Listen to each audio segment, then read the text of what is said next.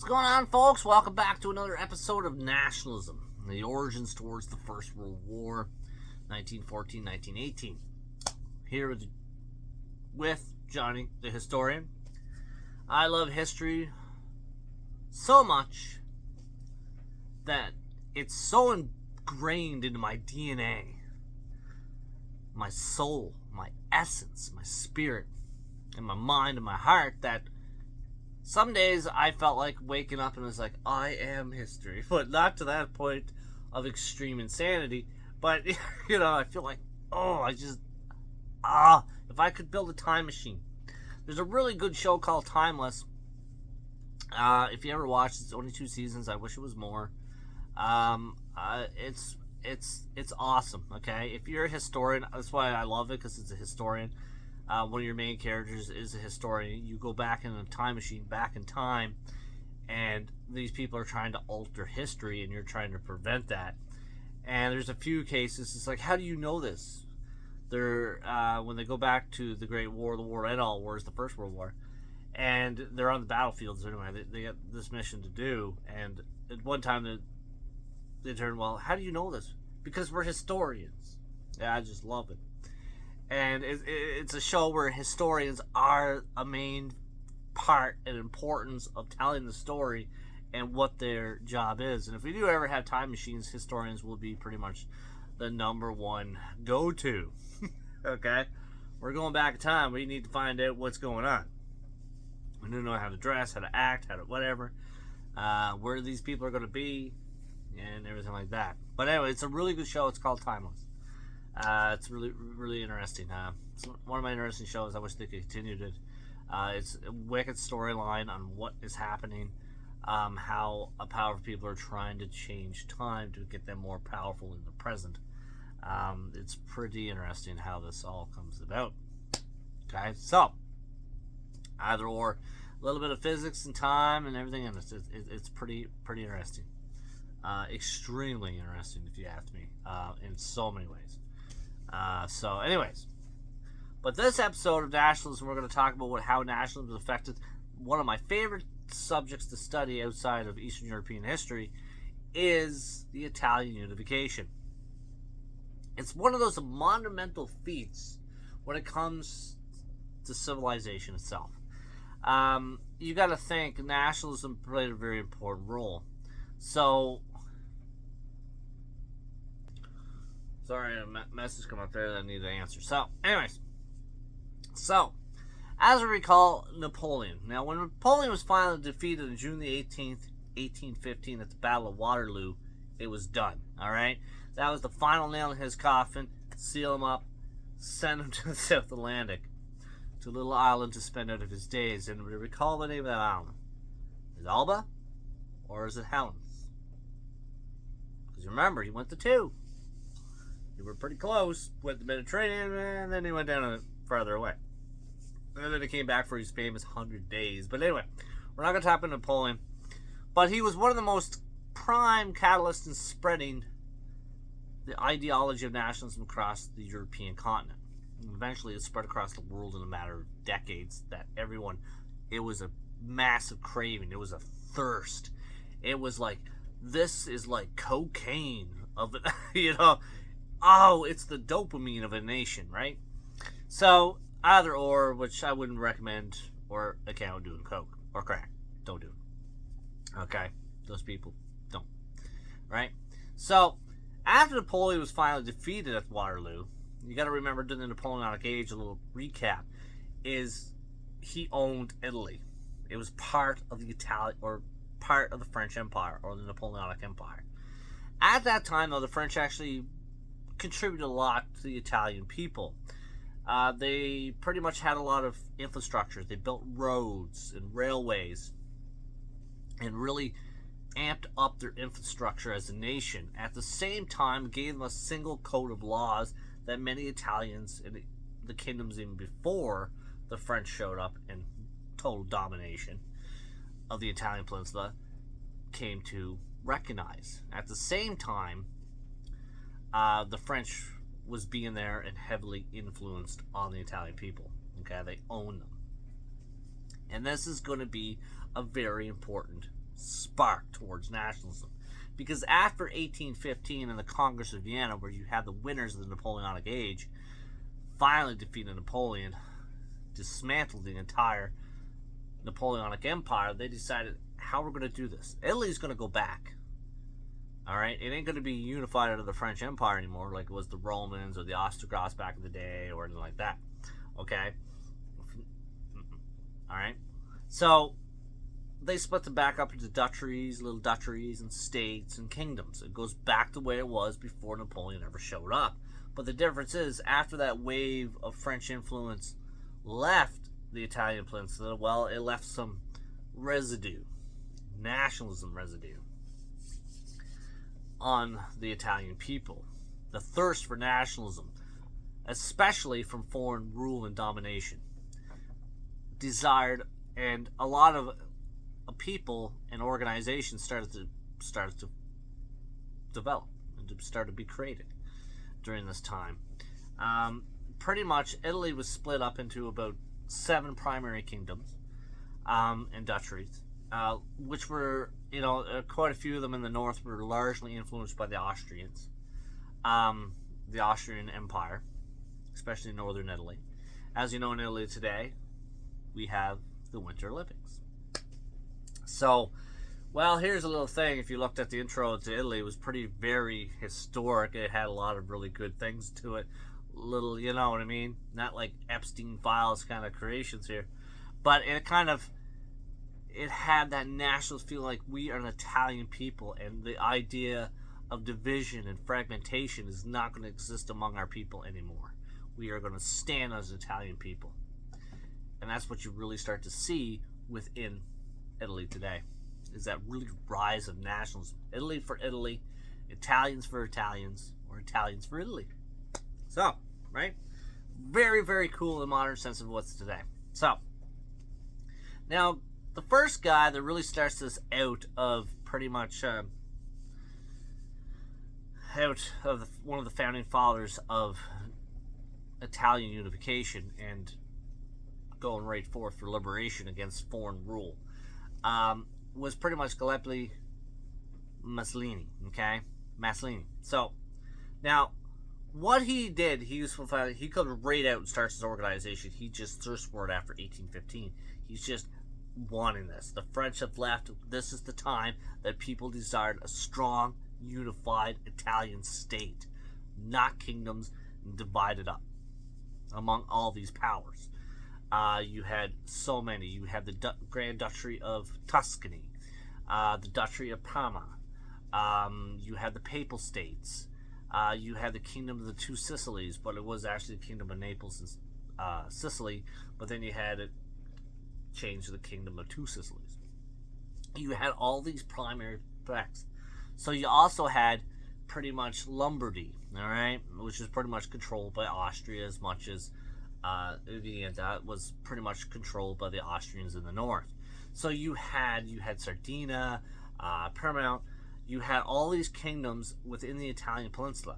So some of them were dominated, especially controlled and influenced heavily by the Austrians. And this was not the greatest thing to have. So he launches a great movement. Just one second. So Mazzini decided to create pardon my Italian, but really, pardon my Italian on this one. Okay, so the movement, or the reorganization, the re-establishment, the reunification of the Italian peninsula, the reorganization, basically, in a lot of aspects, and movement. And this really was inspired by him. All right.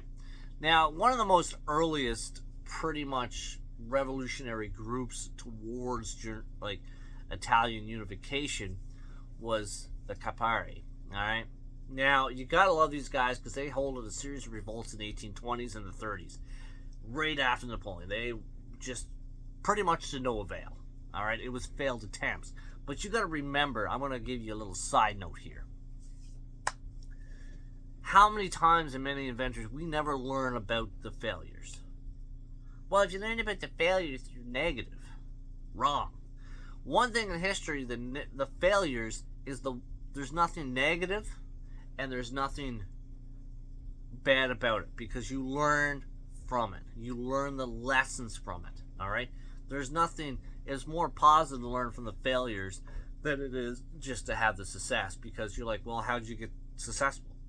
We have a society today in the modern world where basically you learn this. You just learn about the success. And you're like, I could do it. And it feels like you give the sense that I could do it. I could ride that bike for the first time. As soon as I get on it, I'm riding it. Well, why did I fall and scrape my knees? Okay, the moral lessons of history here, people. The lessons, how many times did Thomas Edison or Nikola Tesla or any of these inventors failed? Even Einstein in his patents, in a lot of senses, though. Alright? They all failed many, many times, but we don't learn. Oh, that's just negative stuff. That's just, it doesn't give you, it's lessons. It's the reality. But when you learn the failures, especially in the Italian Unification, you realize that in the revolts that Mazzini does, and Calibrate don't actually do in the 1820s and 30s, they fail, but they keep going and they keep trying. Their patent never hold it. Their invention never took off. And it wasn't a success yet. But those failures they learned from each time. Alright? And this is the idea, and one of the morals that I honestly see in the Italian Unification as it begins. So, now, in the 1830s, okay, Mazzini actually developed a group called, keep the name in mind, Young Italy group. Okay, the Young Italy organization. Young. You know? Also, aka, also known as the Young Italians. Alright? Now, this was actually a secret organization, which pretty much the main causes was seeking independence and unification of the Italian peninsula, because they wanted the Italians to be free from foreign influence and domination. And this is one of the key causes and fuels for nationalism, because this is where you can be like, you see it today, like the states for the states, right? Americans for Americans, Canadians for Canadians. And you want to throw off that national or that foreign influence, that foreign investment. You want to be self-sufficient. That is one of the results of nationalism and drives as an end results of nationalism. So, as a whole nation, but you could also put it to your own personal self, right? You want to be self-sufficient, don't you? Who doesn't, right? Who in the world does not want to be self-sufficient? All right? So, Mazzini actually used a lot of figures of nationalism, okay? A lot of figures in this organization of the Young Italy. And he used a lot of history of the Roman Empire, the Renaissance era, artists, inventors, sculptures. He pretty much, even the Church of Rome, he used all the historic aspects, which is one part of nationalism, as you remember. He used all this. At one time, we were an empire, guys. Like, wake up. We ruled the Mediterranean. The Mediterranean was our own personal lake. It was our own personal ocean to swim in. We could free all, imagine. We were the envy of Europe during the Renaissance. We had the greatest Italians, inventors, philosophers. Who's the most famous Italian coming out of the Renaissance, did you know? Michelangelo. All right. Donatello. Sure. Go right to the Ninja Turtles, because that's where all the names come from. But Michelangelo. Who was that? Da Vinci. Right? We had these great people that came out of the Italian Renaissance and the envy of Europe. The art, the architecture. People were in awe and marvel about the Italians. But they weren't unified. He took that. The Church of Rome, the Catholic Church, ruled the world. Right, in a lot of senses. Saving lives, and even today you see it within Italy today. Italy is for Christians, Catholic Christians, Catholicism, and the Church and the Vatican, okay? That's an interesting relationship. that actually becomes part of the Italian unification in so many ways. In so many ways. Now, Mazzini also created Young Europe, a group called Young Europe, because he went off to Switzerland. It's amazing how many great people go to Switzerland. In Russian history, one of the greatest people that ever came into Switzerland was Vladimir Lenin. Wow. Why does everybody go to Switzerland? This is a history topic that you should look into. And ask yourself, why does a lot of these people go to Switzerland and organize their group, or if it was radical or not, organize this stuff? Why Switzerland? Switzerland's a neutral country. It's like, yeah, come in, you can do whatever you want, just don't kill people. And hey, by the way, we got coffee. And what we're really good to know, we'll give you Swiss Army knives and some chocolate. How about that? Kind of keep everyone on their best. Now he establishes this group called the Young Europe. And is also part of the Young Italians. Within, when he goes off, because he had to leave. He was a wanted man. He couldn't do it on the watchful eye anywhere in the Italian peninsula or among the Italian states. So he left to Switzerland. He created the Young Europe. And the thing is, this was the product, this was the founding of inspired many other groups. You had the Young Poland, all right, the Young Turks, which will come again. You'll see those definitely after the First World War. Young Germany, especially a group called the Young Germany. The Young Poles, free from Russian dominance, to throw off the Russian yoke, right? You had the development even of Young Bosnia, which is pretty much infinite of what is going to happen with the Austrian-Hungarian Empire down the road. This is where all this is created. No one thought at the time that this would have such an impact.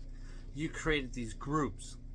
And because of these creation of the groups, it actually leads to groups for more self-determination and more nationalistic spirit with these groups, okay? This groups, what Mazzini actually does when he's inspired all these groups come after him. This leads to the assassination of Franz Ferdinand on June 28th, 1914.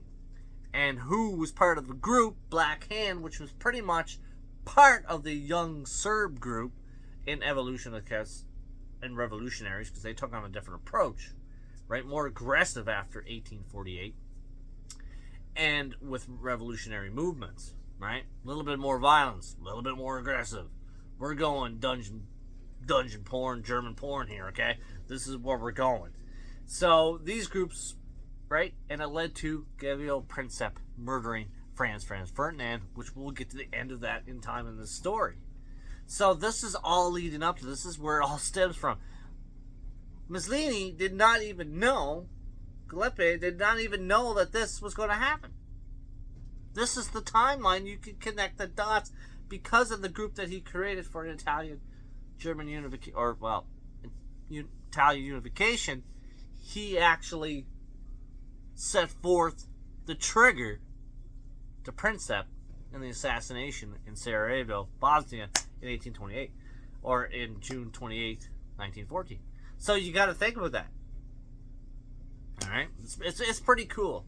Now, one of my favorite quotes from him is, pardon me if I can't remember right offhand. All right, love your country. Your country is the land where your parents slept, where they spoke the same language in which they chose by your heart. All right, brushing and whispering the first word of love in that native language, right? In the home that God has given you. That for striving to impart yourselves to prepare to ascend to Him.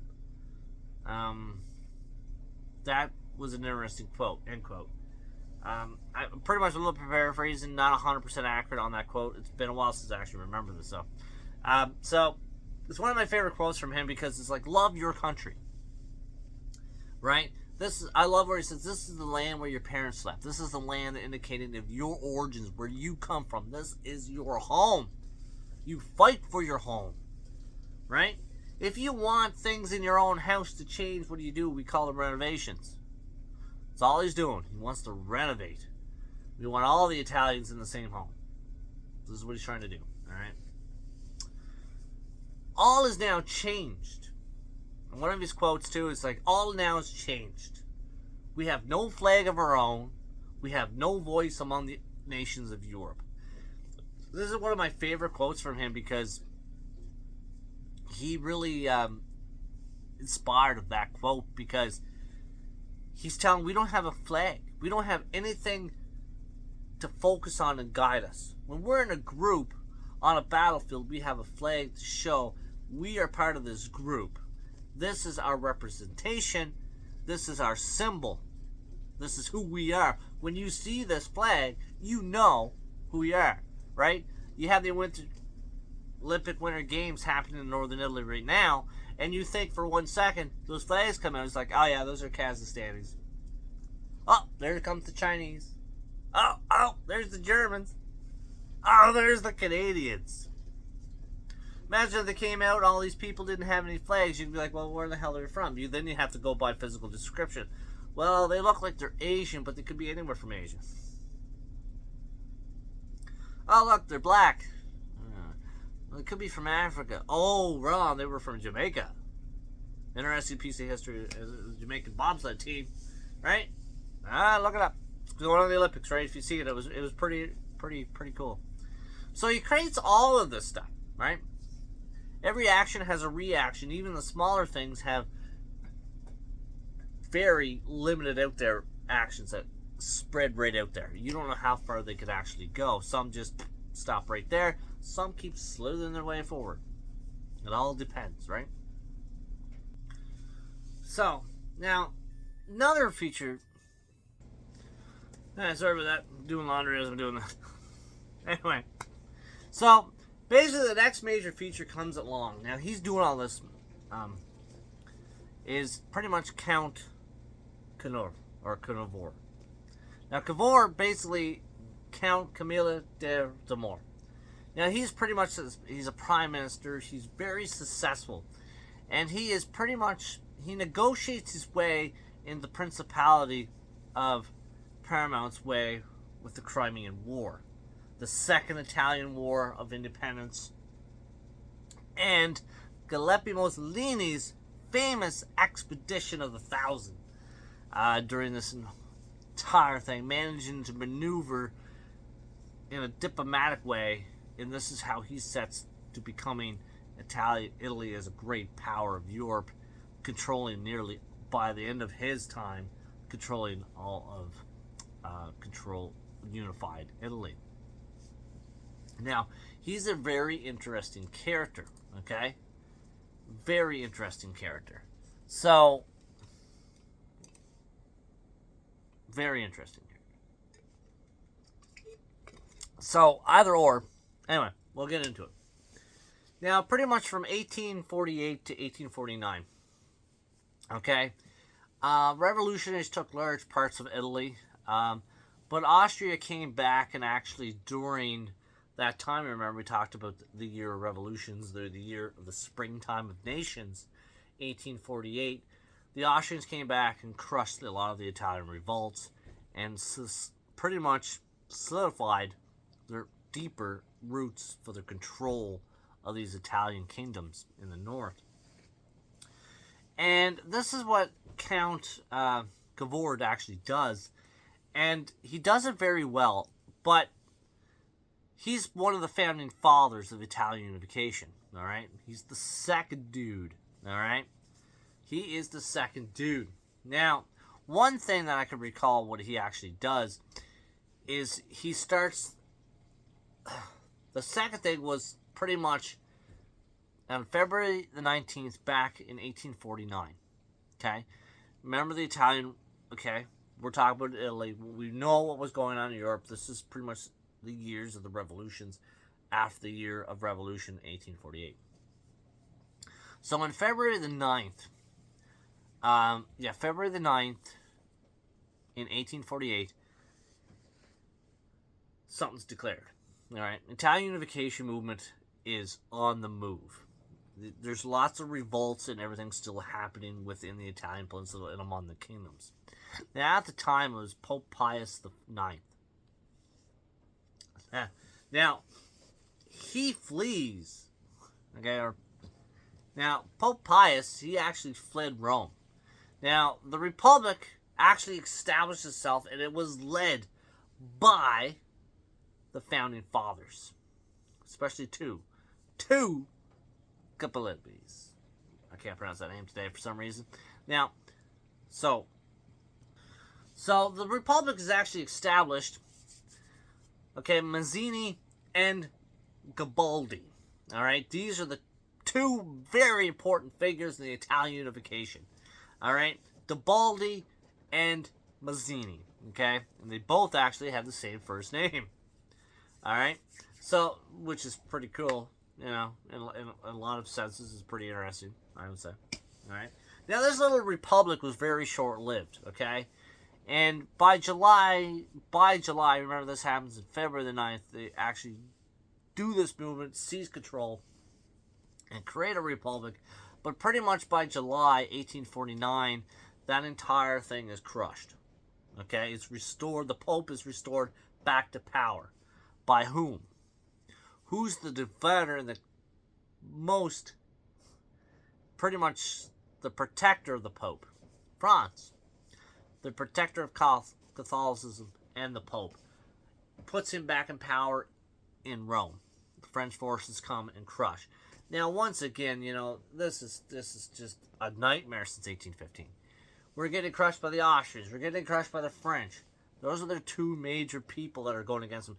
The two major powers in the European concert or contour that actually constantly suppresses Italian unification in so many ways and being dominated. Well, we took the Pope out. We had a republic live with Garibaldi as a part of it. He's the third founding father of Italian unification movement, and he's one of the major features of Italian unification. We'll be learning about him. Don't you worry. All right. Now, one of my interesting battles at this time, took place in 1949, is the Battle of Novara. All right. This took March the 23rd, 1849. This is the battle of the First Italian War of Italian unification. Okay. Now, about 70,000 Austrian troops decided to march on the battlefield under pretty much this guy is an interesting field marshal, Joseph Radziwiłł. Okay, now was totally defeated. Okay, totally defeated. 100,000 poorly trained troops, Italian troops on the battlefield. Okay, and none of whom were actually employed in the battle. All right, the Austrians just crushed the Italians on this, and it was like, what? All right. Now, at the time, one of the most powerful features where actually the region is pretty much today, almost where the Olympics is, in a sense, is pretty much Sardinia. All right. Now, the Kingdom of Sardinia and Paramount, they actually joined. Okay, Paramount. So they actually joined together. All right. Now, at the time was, I think, Charles, he was the king at the time. Charles Albert, okay? I remember him because of Prince Albert. This kind of reminds me of him. But anyway, so they had this massive battle. They were lastly defeated. They couldn't beat the Austrians on the battlefield. Tens of thousands of casualties on both sides. And it was just, this is the first war. Okay? Of German unification, because they realized at the point where nationalism, we're not going to beat them in Parliament. We've got to beat them on the battlefield. The only way to establish nationalism is through war, and they really advised this. Okay, so this battle took place, and as this battle took place, everything started to happen, right? And they started to realize a lot of things at this point, because this was the Austrians. Oh, let me drop that. But the Austrians, sorry. So the Austrians actually were a powerhouse. The Italians couldn't come up with this. And it becomes a failed attempt to establish a republic during the springtime of nations. But, like, come on. Right? The problem is they couldn't stand up. The Austrians would come in and totally defeat them every time. Every time. And these revolutions were pretty much very unsuccessful. And these revolts. And it was a short-lived success, but it was like, okay, we almost got it. We almost got the spark to turn the motor over, but it was just go boop, boop, boop, boop, boop, boop, boop, run for a while, you know what I mean? Then all of a sudden it shuts off. Not quite there, but we're a lot closer than we were. This is what the Italians had to go with. Now, with Cavour and Mussolini was basically two different characters, but they actually needed each other in so many aspects, because he realized that now at the first battle of Corsola, the military superiority of the Austrians was really shown during this time. Extremely shown. They obliterated them on the battlefield. Totally just obliterated them on the battlefield. Like, totally obliterated them on the battlefield. And there was a little bit of short measure, but they couldn't get the support of the smaller Italian nations, because you got to remember, Italy's not unified, so you got these small kingdoms going up against Goliath. This is not a David and Goliath, but David actually beats Goliath here. No. The military superiority and the general, like, Field Marshal Radzinsky was basically call him Rod, pretty much was a master. He was an old, very old general. He actually fought with Napoleon. And so you can tell how old this guy is. And he's still got that mentality. He's still doing it. And he's at the same time, he had to crush, remember, during that year, lots of revolts within the Austrian Empire. So he's well played by this point. Alright? So this is what happens. The treaty actually was signed in August the 9th, 1849. And this was a forerunner of what was to come. Okay? Reparations needed to be paid. I remember it was about 60 to 70 million francs needs to be paid to Austria. What? We got to pay the Austrians? The Italian states of the north had to pay. Economically, they couldn't do this. Now, this is a foreshadowing. I love history. This is this foreshadowing of what Germany was going to experience within the next century after this point. And they do this very well. Well, because of this war, the Kingdom of Sardinia actually gets rid of Charles. Charles abdicates the throne. He's gone. Now, this is the next favorite, was his son. Nothing. This apple did not fall far from the tree. It was chucked from that tree. This guy, Victor Emmanuel II, okay, he becomes the next king of Sardinia, the Kingdom of the North, and part of the Italian kingdoms. He set stage. Now, he realized everything that his father, pretty much in the lack of better terms, fucked up. Alright? Royally. So he works with Mazzini a little bit better. Okay? During this time, Mazzini realizes that to accomplish his dreams, we need well-trained troops. We need a strong economy, strong infrastructure to make this happen, to overthrow the Austrians out of the Italian lands. He realized that war was the answer. Now, this is going to come up a lot. War and nationalism are intertwined. It's funny where you can't peacefully, make nationalism happen too often. Not like in Canada. We didn't have to go to war in 1982 to throw off the entire yoke of the British Empire. We did a long, slow, democratic process. But there's many reasons why it took that long, but we didn't go to war with the British like the Americans did. Yeah, the 13 colonies, yeah, we want to be free from, British rule, yeah, let's go to war, pick up your guns, boys, we're going. Like this, there's going to be casualties, there's going to be destruction, that's war. But the upside of this is, there's always a bright side of war, and I hate to say it that there is. It's a fact, okay? So during the First Italian War during Unification, Venice was lost back to the Austrians again. They took it back. They realized a lot of things at this point in time. Okay? Now they realized too, and Mazzini actually realized this very well, is even Debaldi and Cavour. They realized that patriotism is just not enough for the soldiers. We need well-disciplined soldiers. We need a military. Well-trained, well-equipped. And patriotism is just not going to cut it.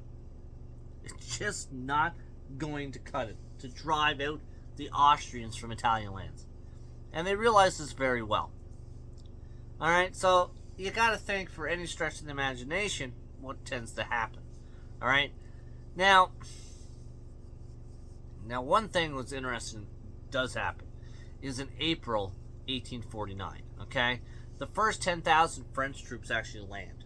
Well, we're dealing with the Austrians, okay? We just had that peace treaty. Everything like that starts to happen, okay? Now, this is before everything actually starts to fall apart. So, because remember, the treaty is not signed until August the 9th. Now, the French come about. They land 10,000 troops, very well equipped. They were actually led by a pretty interesting general, Nicholas Charles Victor. How do you pronounce his last name? I can't. Starts with O. Bad historian today. But anyway. So, they were marching on their way to Rome to put the Pope back into power. Remember this, okay? To end the Republic. As the Austrians, they couldn't fight the Austrians. And you had this, and the thing is, expected to be hailed as liberators, the French were. They had a month's siege of this small Roman Republic. The March to Rome, right? The Roman Question. This is what it was called.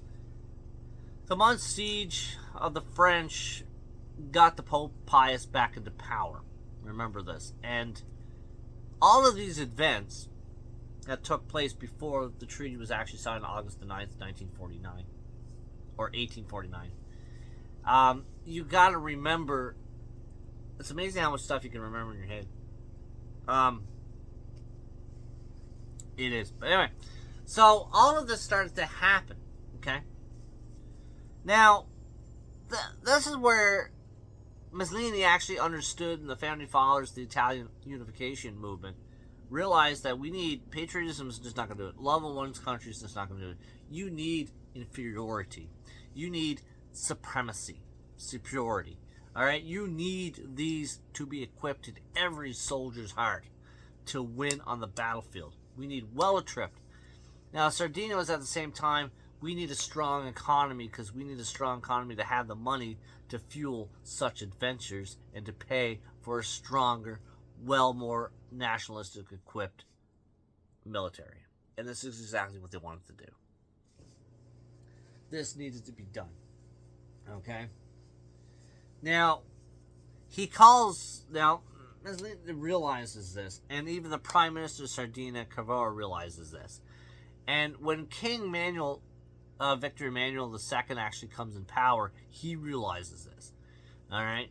Because after that month's siege, that was just a disaster. And Cavour realized at this time that he realized, especially more than the other two, Cavour realized that this patriotism, this fervor, and these furious words and noble thoughts on the battlefield is just not enough to bring towards independence or alone a unification of Germany or Italy, okay? It wasn't going to happen. This pussyfooting around, not going to happen. We're going against the French, we're going against the Austrians, they occupy us, they influence us. The French can walk in any time, even by 1949. You got to remember, they're walking into Rome and sieging Rome to bring back Pope Pius. And to crush that republic. And to put Pope Pius back into power. They're getting overran. Alright? The Italians are overrun. They're getting used by everybody. Now the thing is, the two major factors that needed to come out, and Cavour really realized this, is, okay, well, we're kind of in a pickle. Now, the French and the Austrians don't really get along. Two things, two major factors. I want you to remember this when it comes to history. Well-trained nationalistic troops and military, Sardinia is going to need. Okay, Victor Emmanuel II is going to need, or Cavour. All right. Second, what else is you going to need to actually make this nationalist dream happen? Powerful alliances and allies. Well, they're getting run by the French and they're getting run for the Austrians. Who else could they go to? Now they could use, and they're not really good standing in diplomacy or even foreign policy or standing when it comes to the other Italian states. They're in a dilemma. What do you think they're going to do? Pause on that for a minute. Okay, so we're going to wrap up this little part of the first part of Italian unification. So we're going to leave off to the fact that little description of the two guys, Cavour and Mazzini. These guys were too different, okay? In comparison, Mazzini was very emotional lad. He kind of reminds you of a libtard today. My emotions run my plans. My emotions, okay? You could say he's kind of like a little feminine in that sense. Where Cavour was more cautious and a logical man in so many ways. So, you know. But we're going to stop out there right after about 1848. 1849. So, we're going to stop the first part up to the establishment of how everything starts to take place and the policies needed for the Kingdom of Sardinia to become a powerful endeavor. And remember the two factors. We'll get into that into the next episode. Okay? It's a pretty bad episode. Pretty much juggle all over the place, but trying to get... Yeah. I don't really like to do retakes. I like to do it in one shot. That's it. Just to keep it real. My life still continues. That's why I had to put a few pauses. Because life goes on. I just put it on pause. Go what I do. Cats. I got laundry on the go. I got this. So, anyways. Besides that. That's why I like to do it. Coke. Great shit. Now.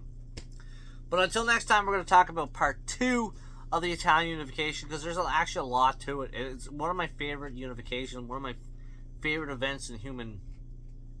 or in civilization's history, because I mean, you don't really see this a whole lot in any other parts of the world. You see a development, but not this strong unification like happens in Italy, and then eventually we will learn the German unification as well.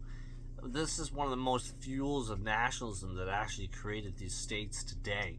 These are the results. Germany and Italy today are the results, and everything in between on a national scale or statehood is because of nationalism.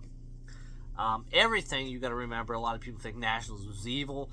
A lot of people think nationalism is good. But like everything on this planet, there's positive and negative effects. Even Mother Nature teaches you that, and our Almighty Lord Father, God. So,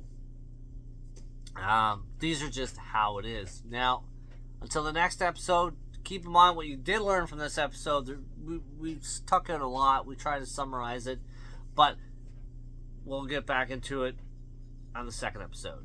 Until then, history is what you are today. Remember that. Which can indicate you can change your future. Pretty crappy voice. But anyway, this is Johnny the Historian. Until the next episode, we will be talking about part 2 of the Italian Italian unification and the development of the Italian nation today, and how it actually this all contributes to basically World War I and the evolution of nationalism itself. So, okay? Till then, keep it real.